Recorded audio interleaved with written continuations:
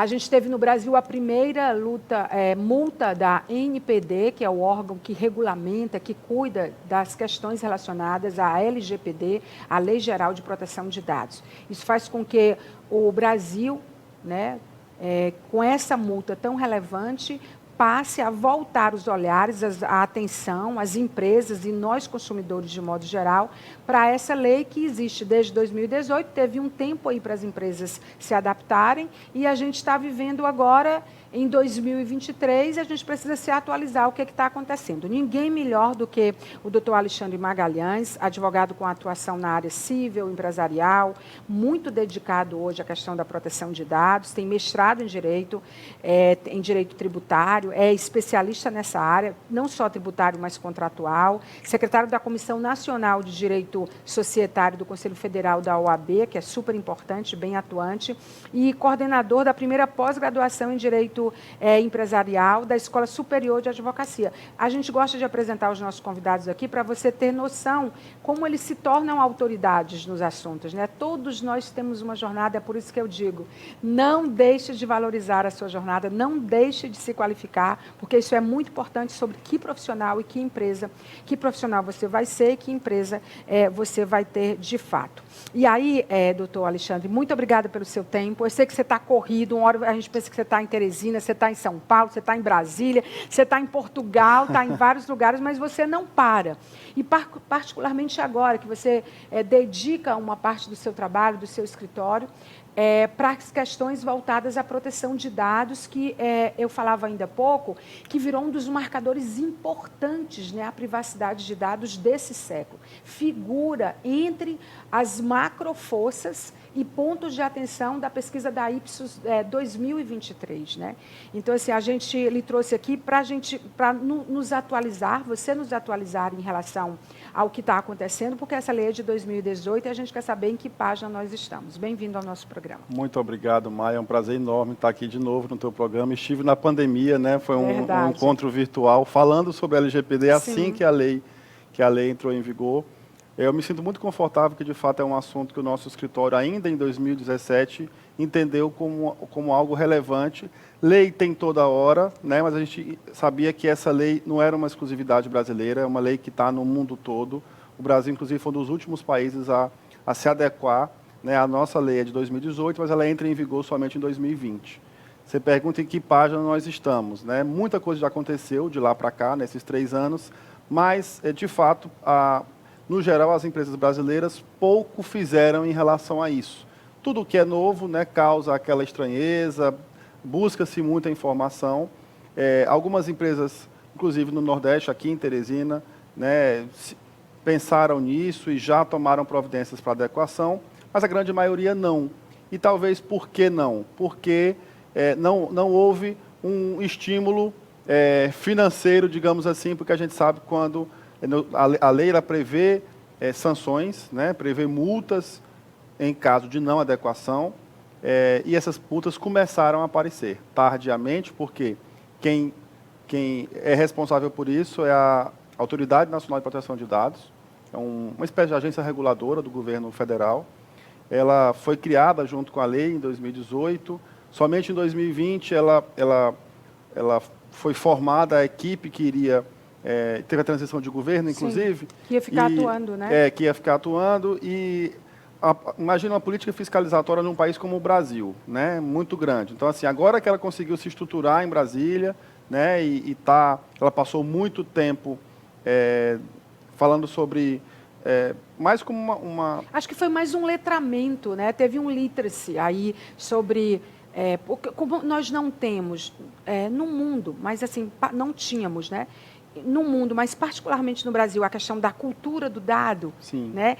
As pessoas não sabiam nem nomear o que era dado. Sim. Imagina os casos que você encontra nas empresas que você chega, que as pessoas não conseguem nomear as coisas, dar nomes às coisas, né? Dizer, não, isso é um dado, isso é importante, isso é um dado sensível, isso não é, isso é ok, né? Então, assim, o dado ele foi muito mercantilizado, ele foi e ainda é hoje usado criminosamente. hoje. Né? E aí a gente vai, inclusive, a gente queria que você nos atualizasse sobre quais foram as medidas, porque o que você estava falando, que eu entendi, é que essa agência reguladora, ela inclusive teve que letrar as empresas, letrar as pessoas sobre o que é mesmo a LGPD, o que é mesmo o dado. E deu um prazo bem esticado para as empresas se adaptarem, não? Na verdade, ela já poderia estar multando desde o ano passado. Sendo que por uma questão mesmo de logística, eu acho que ela tem mais de hoje de 100 mil pedidos né, de investigação. Claro, imagina uma primeira multa numa empresa na área de telefonia, o valor foi até razoavelmente baixo, de R$14 mil a multa e uma advertência. Houve um processo de fiscalização, a empresa não respondeu a contento. Inclusive, um dos itens da lei, ela exige que as empresas tenham nomeado um encarregado de dados. Um dos motivos dessa multa, dessa primeira multa, foi isso. A empresa não comprovou o seu encarregado de dados. Então, assim, desses últimos 1 ano e meio, a agência ela mais que atuou de forma a apresentar as informações sobre a lei, né, através de eventos, através de portarias, regulamentando algumas coisas. No começo do ano, regulamentou essa questão da dosimetria das multas, disse, olha, empresas brasileiras, nós vamos multar desta forma, o nosso parâmetro é esse, a gente pode chegar até tantos mil reais. Essa multa agora é a primeira? É a primeira, da ANPD. Já houveram multas judiciais, né, porque desde que a lei entrou em vigor, independente da atuação governamental, alguns titulares de dados, né, que somos todos nós, que se sentiram lesados, demandaram judicialmente e já tem centenas, milhares talvez, de ações no Brasil já tratando sobre esse assunto. Você falou em mestrado, o meu tema do mestrado, a minha tese será sobre a aplicação da LGPD no judiciário brasileiro, né? Há uma tendência de que juízes têm fortemente multado as empresas em relação a isso e alguns tribunais estão revertendo. Não sabemos se isso é uma tendência. Como tudo no Brasil, corre risco de virar uma indústria, né? Nós, advogados empresarialistas, eu que sou, né, e defendo as empresas em diversos aspectos, a gente fica com esse receio, né? A gente sabe que a lei é super importante, mas a gente sabe também que a gente não pode prostituir, usar uma palavra dessa forma, o intuito da lei. Ela quer que as empresas... O que é que a lei quer, basicamente? Que as empresas, não só as empresas, tá? A gente fala de empresas, mas a lei ela fala de que públicos também, e privados, governos também. Então, que todos protejam os dados das pessoas físicas. Essa é o propósito da lei. Essa proteção é como? Ela é uma proteção tanto física, em papel, se eu tenho relatórios, se eu tenho formulários, como principalmente e majoritariamente no ambiente virtual. Hoje em dia, você tem uma lanchonete, você tem lá o seu computador, você alimenta as informações dos seus clientes naquele computador, no tablet. Então, assim, o mundo, como você falou, é muito virtualizado. Né? E, como eu disse, essa lei ela não é brasileira. Então, o mundo todo está se preocupando com isso. Por quê? Porque, na ponta, as pessoas estão sofrendo com isso. Quem de nós não conhece alguém que teve a sua informação vazada e um criminoso fez um empréstimo no seu nome? Ou alguém que praticou um crime usando os dados de outra pessoa? Né? Você falava em atividades criminosas, eu conversei com empresários aqui no Piauí, disseram, não, doutor, mas eu comprava bancos de dados de São Paulo. Eu falei, meu Deus, pelo amor de Deus, nem diga isso mais, porque isso é grave. Não pode nem comprar seguidores, imagina banco de dados. Banco de dados, eu falei, isso é muito grave, né? O dado, quando a gente pensa em nós, né, assim, a nossa privacidade é algo muito importante para nós. Né? Eu gostava de algumas palestras assim que a lei saiu, falar um exemplo dentro de casa. A minha esposa conversando com uma amiga, falando sobre um presente para uma outra amiga no WhatsApp. E ela entra no Instagram e está lá o anúncio do presente que elas estavam conversando. Todo mundo já tentou, eu vou viajar para Fortaleza. Às vezes conversa aqui, aparece o anúncio do hotel em Fortaleza. Imagina agora com inteligência artificial. Isso é grave, ou seja, imagina se você está falando sobre sua condição financeira, problemas familiares, questões sexuais. Então, assim, a intimidade só interessa a nós mesmos. E é isso que a lei, no geral, quer, que as pessoas tenham... eu posso ter dados meus sendo manipulados pelas empresas e por governos? Posso, desde que eu consinta. E que, como diz a lei, que haja uma finalidade para isso. Né? Eu vou comprar uma camisa, para que a loja de camisa quer o meu grupo sanguíneo? Não há uma correlação entre... querer o meu grupo sanguíneo o CPF e é o vender mais comum, não é? CPF e nome né? Hoje em dia... A pessoa diz, não, mas se você não der o número do seu CPF, você não vai estar cadastrado no nosso banco de descontos. As farmácias adoram então, falar isso. Aí falam de promoções. Eu sei que, para o lado das empresas, ter dados é muito importante. Você consegue, né, entender o perfil do seu cliente, você consegue, de fato, né, precificar algumas coisas. Dado, a gente conversava aqui antes da entrevista, talvez seja o ativo mais valioso das organizações hoje do mundo todo. Né? Quem tem dado tem tudo, né? Para a concorrência, para o mercado, né? Falando de empresas, para os clientes, para os fornecedores. Se eu tenho informação, essa informação, e aí eu falo de dado pessoal, dado das pessoas. Né? Quais são, quando a gente fala de dados sensíveis? O dado sensível é uma classificação de dados que a lei traz, como o nome diz, mais peculiar ainda. Né? São dados são dados de saúde, né? São dados de sexualidade, dados de convicção religiosa, são dados de estrita intimidade. Endereço não está em dados sensíveis. Não, endereço é um dado comum. Nome é um dado comum. Né? Telefone, documento. Telefone, né? O número do RG são dados comuns. Né? Mas, por exemplo, dados de criança e adolescente, né? São dados naturalmente sensíveis, porque eu vou manipular dados de uma criança, eu tenho que ter o consentimento dos pais. Então, se já é preocupante, né, eu manipular dados sem o consentimento dos pais, imagina de uma criança. E localização, agora pensando bem, tipo, você entra numa plataforma de streaming, você diz qual é a sua localização. Você entra num site de notícias ou coisas que você pesquisa usualmente, aí você informa a sua localização. Os satélites mostram a sua localização. Os wearables, né? Tudo que você tem em casa, a internet das coisas, as coisas que você usa para aferir dados de saúde, do que quer que seja que você use, de música, de tudo mostra onde que você está. Nós somos vigiados, essa é a verdade. A gente você viu a nova série de Black Mirror?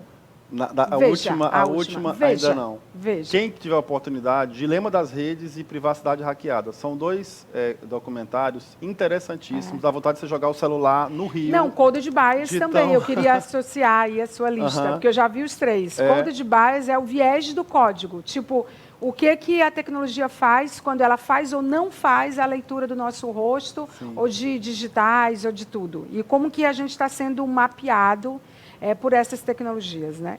E aí, assim, o leque é muito grande. Por exemplo, existem já tecnologias que, na área criminal, que identificam pessoas pelo rosto num metrô, por exemplo. Né? Então, até que ponto... e aí os grandes dilemas entre o interesse coletivo e o interesse privado. Né? O que a gente sempre orienta às empresas, principalmente, né, que são elas talvez as maiores vitrines. Imagina uma empresa de telefonia, uma empresa e até de comércio, eu falo às vezes de atividades, mas em qualquer área, é difícil você ter uma empresa que não manipule dados pessoais. Existem empresas, por exemplo, que só tem clientes pessoas jurídicas, né, e aí ela pode, por exemplo, anonimizar, tornar anônimo as informações do sócio daquelas PJs, e a atividade dela não tenha. Pode ter, mas não é o comum. O comum é que as pessoas físicas são os grandes clientes, e a gente fala de cliente, mas também os colaboradores. Né? A empresa ela tem que ter essa responsabilidade de proteger os dados dos seus colaboradores. Como é que é feito? Eu tenho duas perguntas para fazer. Primeiro como é que um colaborador dentro de uma empresa, ele passa a fazer parte do projeto de LGPD? Eu sei que LGPD está dentro de compliance, e compliance tem a ver com a ESG, que é o G de governança, que tem a ver com essas coisas todas. E que é vou usar uma palavra que não traduz, mas é um selo, né, de que você está apto para várias coisas. Não só local, mas globalmente falando. Seria um termo de confidencialidade que esse colaborador assina com a empresa? O colaborador ele tem direitos e deveres. Né? Ele é titular de dados, então o RH da empresa tem a obrigação de cuidar bem dos seus dados. Por exemplo, começo da Covid, eu não queria que ninguém soubesse que eu tive Covid. É um direito meu de que ninguém saiba. A empresa, o RH, tem que respeitar isso. Mas eu tive um caso interessante de uma clínica aqui em Teresina que a gente estava fazendo adequação. Durante o processo de adequação, uma gerente da clínica pediu informações ao contador da empresa sobre as férias dela. Ele, sem querer, eu imagino, obviamente, que sem a intenção de fazer isso, respondeu em e-mail dela, que tinha a cópia do contra-cheque, copiando a empresa inteira.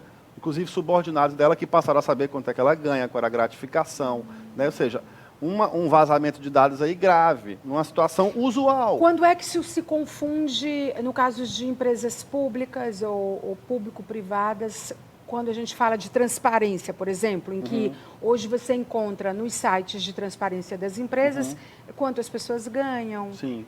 Tudo isso está dentro da lei de transparência também. Sim, nesse caso aí o interesse público é maior do que o privado, né? Uma pessoa um deputado que exerce uma atividade pública, ele tem, embora tenha o direito à intimidade dele, mas ele tem a obrigação, por outro lado, por ser um ente, né, parlamentar, de ter o seu vencimento... Não é só na política, né? Na política eles declaram o que eles são obrigados a declarar. Mas por exemplo, nas empresas tem os salários, né? Sim, a lei ela faz algumas ressalvas, né? Atividade jornalística, né? Ela está... eu estou fazendo uma investigação sobre um escândalo, né, num governo X, atividade jornalística, eu posso ter acesso, porque faz parte da minha atividade. Atividade policial, evidentemente, estou investigando um crime, eu posso acessar informações... Médica. Claro que médico, desde que seja no universo do paciente, tá? Então, assim, eu vou fazer uma cirurgia, o médico, ele pode trocar informações com outros médicos para tentar chegar a um bom diagnóstico, mas a parte, você falou agora num assunto delicado, porque a parte de saúde é o que gerou até agora a maior quantidade de judicialização. É um tema muito complicado. Essa empresa aqui, a multa foi só de menos de 15 mil, né? Foi menos de 15 mil, 14 mil e pouco. É uma empresa de que área? Telefonia. Qual foi a empresa? Agora o nome tu me pegou, mas... É uma empresa de telefonia do Brasil. De médio porte. De médio porte. E aí a multa em torno de 15 mil. E uma advertência. Eu acho que eles começaram, vamos lá, quem são as primeiras demandas que já temos aqui? E aí notificaram a empresa, ela não respondeu, multaram ela. Cabe recurso, cabe, mas assim, já os profissionais da área, os eventos que a gente participava, sempre havia essa dúvida. Quando vai começar? Ela vai começar. E pode ser que agora vire um efeito dominó muito grande, né, em relação aos milhares de pedidos que já tem. E a gente sabe que tem muitos problemas, né? Tem muita empresa que passa do ponto, que realmente não respeita isso, né? É preciso que a gente consiga encontrar, e a lei é muito clara, existem coisas a serem feitas de forma muito objetiva. O que a empresa tem que fazer? Se você quiser que eu aqui rapidamente descreva, ela tem que mapear os dados dela, né? Ou seja, como é que esse dado entra até onde esse dado sai. Eu estou armazenando esse dado fisicamente, em nuvem, quem tem acesso a ele, uma secretária da recepção sabe de tudo, até da parte financeira, sabe quem está devendo na empresa. Então, esse mapeamento ele é muito importante. As políticas são aplicadas, né? Políticas de backup, políticas de senha, políticas de segurança da informação. A nomeação de um encarregado, a pessoa que vai ser responsável por este assunto, até, ao final, um relatório de impacto, que é um documento onde a empresa diz, olha, o meu nível de segurança era X, hoje ele é Y, certo? Claro que isso envolve treinamentos, envolve mentorias que a gente faz, né, em qualquer processo de adequação da empresa pequena, grande e a média, é mais ou menos este o roteiro. O que uma empresa, nós consumidores precisamos perguntar às empresas que nós nos relacionamos sobre LGPD? Se o seu dado está bem guardado, né? Assim, o correto é você assinar um termo de consentimento. Eles vão dizer que sim, todo mundo vai dizer que sim. Como comprova isso? Nós, consumidores, temos vários direitos na lei. Primeiro, são muitos, acho que é o maior artigo da lei em relação aos direitos do titular. Que dados tem meus guardados ali? Essas informações, o apagamento delas, se eu quiser. Eu estou lidando com uma empresa de construção civil, saindo de Teresina, estou indo morar em Recife. Quero o meu cadastro todo para a loja que eu vou agora me relacionar em Recife. Então, assim, correção de dados. A mulher separou-se do marido, odeia o ex-marido e quer tirar. Então, ela tem o direito de pedir a correção dos dados dela naquele banco de informações X. É engraçado que, assim, como a gente literalmente adequou, a gente passou por muitas situações, eu falei de material de construção, a gente acompanhou um caso de uma esposa que teve acesso às informações da forma mais rápida e aberta do mundo do marido numa loja aqui na cidade e descobriu que ele estava comprando coisas não para casa, né? Lustre. Na hora que você falou esposa e marido, eu falei, gente, aí deve pegar. Então, assim, tem muitas informações. Por exemplo, hotel. Eu posso ligar para um hotel e perguntar, fulano está hospedado aí? Não. A informação só interessa a ele, né? É um caso de saúde. Existem, claro, as exceções, elas sempre existirão, né? Mas, assim, a lei, ela quer isso e as empresas têm que pensar nisso. E pensando, existe um custo para adequar, às vezes envolve questões de sistema. A gente pegou empresas no Piauí que nem antivírus tinham no computador. Então, assim, o nível de segurança era baixíssimo, né? Existem os ataques hackers, que é a coisa mais comum do mundo. A gente acha que é só para grandes empresas, não é. Maia, eu não sei se eu te falei naquela entrevista anterior, isso me marcou muito. Um empresário daqui da área de construção civil que me disse, no começo da pandemia, Alexandre, eu tive um ataque na minha empresa que eu fiquei 2 dias sendo chantageado por esses criminosos virtuais. E agora vem os ataques... E era uma empresa muito organizada e ele teve que contratar uma consultoria de São Paulo para poder resgatar o banco. E ele disse, olha, eu não sabia a quem eu devia, quem me devia, ou seja, você dá um blackout, né, em relação às informações que você tem. E agora vai ser quântico, né? Então. Porque esses ataques, eles duram, em média, de 1,5 minuto a 3 minutos, no máximo, se for longo, né, que eles agem, segundo os especialistas. E agora, com os computadores quânticos, vão ser 2 segundos, rapidez 3 segundos. Muito maior. A gente teve muitas experiências interessantes para entender até, né, assim, as realidades das empresas. Poxa, mais uma lei, mais uma adequação, mais uma consultoria. Eu acho que você tem que pensar, e qual é o lado positivo disso? Né? O lado positivo é que você vai estar, primeiro, dizendo ao seu cliente, eu estou tratando bem do teu dado. Né? Colaborador, eu respeito as informações que você tem comigo. Né? Segundo, que a gente, às vezes, na adequação, a gente melhora processos. Por que eu estou com papel se eu posso ter aquele digital? Papel, ele é sinônimo de um risco maior de um vazamento. Né? Poxa, eu posso aqui criar estou com um relatório que poderia ser muito bem virtual, eu estou economizando papel e diminuindo o risco de um vazamento. Hoje em dia, com o celular, todo mundo pode... você falou de saúde aqui. Acho que saúde é o que fica... Entrou uma celebridade no hospital, está com uma doença rara, ela não quer que ninguém saiba. Aí chega lá, a pessoa do hospital tira o print do prontuário dela. Isso é gravíssimo, só interessa a ela o prontuário e ao médico. Então, assim, são situações do cotidiano e a gente gosta de... Às vezes você pensa a LGPD como algo inatingível. Não é. Ela é do nosso dia a dia e a gente tem que entender a importância para poder melhorar essa consciência e partir para a ação. E eu acho também que eu queria saber como é que o mundo está em relação a isso. Porque o Brasil teve a primeira multa da ANPD, da agência reguladora. Mas tem outras coisas que foram judicializadas e que tem uma fila gigante, né? Tem coisa que já foi julgado, tem coisa que não foi. Enfim, judicializa, aí tem um tempo da justiça, né? Cada um no seu tempo diferente, que depende de N fatores. Mas o restante do mundo, quem está à frente? Quem é um modelo a ser seguido? A Europa, né? A União Europeia, ela foi quem primeiro tratou do assunto. Vários países do mundo, assim, alguns até copiaram um pouco da lei. O Brasil deu uma copiada, adequando um pouco a nossa realidade. Inclusive, é professora minha, uma das autoras do PL lá no mestrado. Super competente, ela é a professora Laura Scherter, uma das maiores especialistas no Brasil nessa área.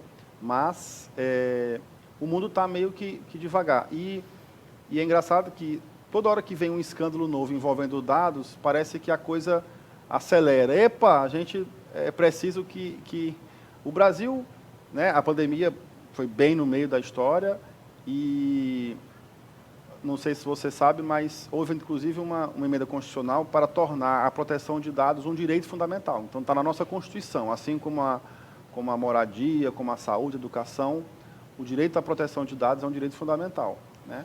A minha tese do mestrado é justamente essa. Será que isso está sendo relativizado ou não? Estou dando um pequeno spoiler do que eu vou pesquisar.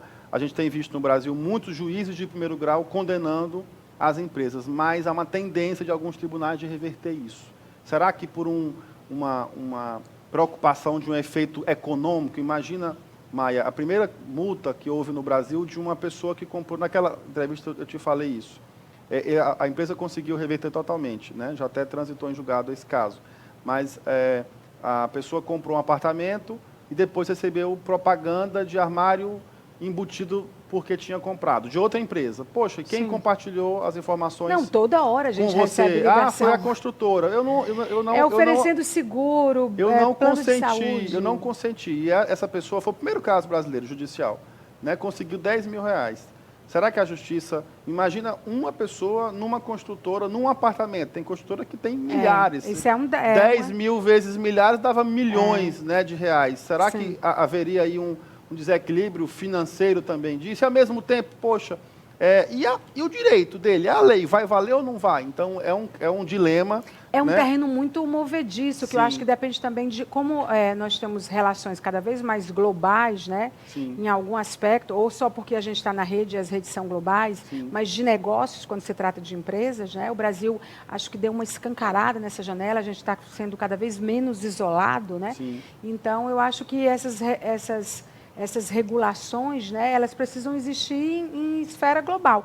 O que eu estava falando para você aqui sobre a pesquisa da Ipsos, né, ela revela que 81% das pessoas sentem que é inevitável que a gente perca alguma privacidade no futuro por causa de alguma nova funcionalidade tecnológica. É uma pesquisa de agora, de março. Né? São redes sociais, né? As principais, todas, se você lê o termo de consentimento delas, ele consente tudo, você dá a sua vida inteira. Aí aquela história, eu aceito isso ou eu deixo de ter a rede social? Por isso que todo mundo acha que é inevitável. Exato. E aí eu acho que quando a gente acha que é inevitável, sim, a gente precisa ter essa percepção, porque eu acho que isso serve de um alerta para a gente se proteger, mesmo que minimamente, mas para a gente rever sobre isso, né? Dentro dos ecossistemas em que a gente atua, cada um atua num ecossistema diferente, e eu acho que também é importante para a gente não naturalizar, porque há uma conversa crescente, a Ipsos diz, sobre a segurança de dados e dos dados como um ativo pessoal. Quais são as macroforças mais impactantes que afetam essa tendência? Tecnologia difundida, fronteira imersiva, avanços da inteligência artificial e da computação quântica, maior automação e pedágio da tecnologia. Então, assim, como que a gente vai alinhar esses planetas, doutor Alexandre? É um grande desafio, né? Essa IA, ela está deixando o mundo de cabeça para baixo, aí se questionando, né? Até que ponto ela útil, eu sei que ela mas, ao mesmo tempo, né? Ela tem usado os dados pessoais agora, desvirtuando-os, né? Então, você faz uma pesquisa de um autor, quais os livros desse autor? Qualquer autor, de direito, por exemplo. Porque a inteligência ela dá 5 livros que ele tem e 2 que ele não tem. Porque, na verdade, existem as fake news. Sim, e aí, ela pesquisa tudo que está na rede, humanidade. O que é falso e o que não é. Ela pesquisa. Então, assim, é por isso que o jornalismo sério ele vai continuar sendo relevante. Sim. É por isso que a curadoria de conhecimento ela vai continuar sendo relevante. E é por isso que a gente precisa amadurecer a nossa percepção em relação a isso. Porque essa fronteira tecnológica, mais do que fronteira, essa dimensão tecnológica, é uma coisa realmente que está num ritmo acelerado e que é parte das nossas vidas agora. E que isso sirva para nos despertar. E é claro que, mesmo assim, precisa existir LGPD, precisa o Yuval Harari dizer que uma das lições para o século XXI é a questão da privacidade. Quando você pensa assim, um dos pensadores, né? Tipo assim, quais são as 10 lições para o século XXI? Aí o Yuval Harari escreveu, há uns 4 anos eu li isso. É tipo, a privacidade, né? A privacidade, a nossa privacidade é quem vai estar em jogo. Então, você fala de ativos importantes como o tempo, como o dado, e que tudo isso tem a ver com dado, que tem a ver com privacidade.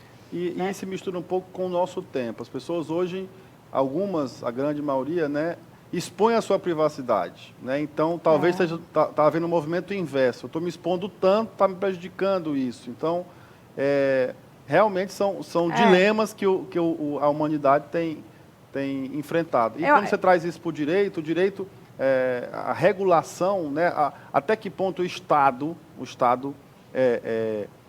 como um todo, deve interferir na sua vida. Nesse caso, uma lei que protege você, né, em relação ao que as empresas e governos estão fazendo com seus dados, eu acho que ela é muito relevante. Sim, eu acho que as pessoas precisam ser persuadidas que as novas tecnologias, na verdade, elas melhoram sim as nossas vidas, mas nós não podemos adotá-las, né? A gente não pode adotar geral, assim, real, sem a gente fazer os nossos questionamentos. A gente precisa questionar. Cada vez mais, nunca foi tão importante informação de qualidade, nunca foi tão importante trabalhos de qualidade. Nunca foi tão importante despertar, porque a gente sempre acha que não vai acontecer com a gente, até um dia que acontece. E a casa cai, entendeu? E aí vira um caos, entendeu? Então, eu acho que bom que teve a primeira multa, né?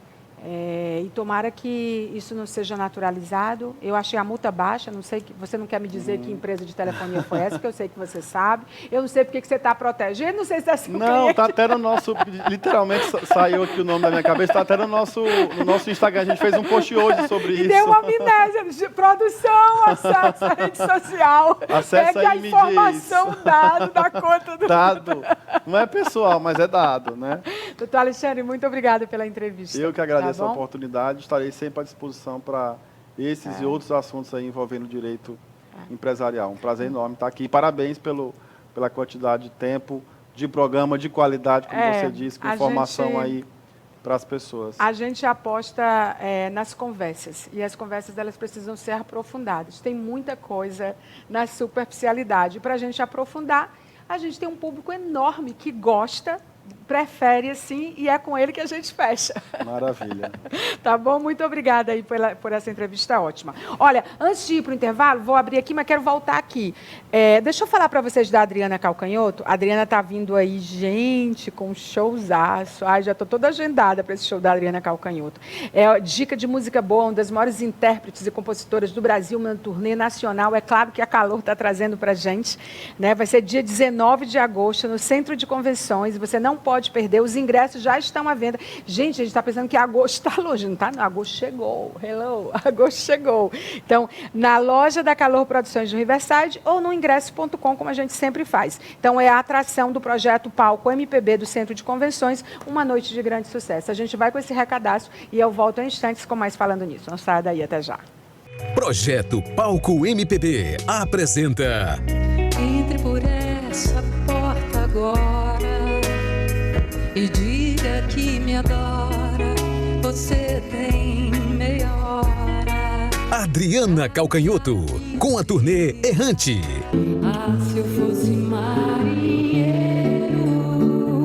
seria doce o meu lar. 19 de agosto no Centro de Convenções de Teresina. Uma das maiores cantoras e compositoras da música brasileira de volta a Teresina. Vendas na loja Calor Produções do Riverside ou no site ingresse.com.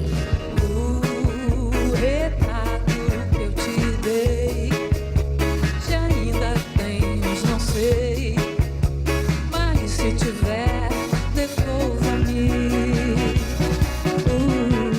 Patrocínio Old Par. Apoio Gráfica GSJ.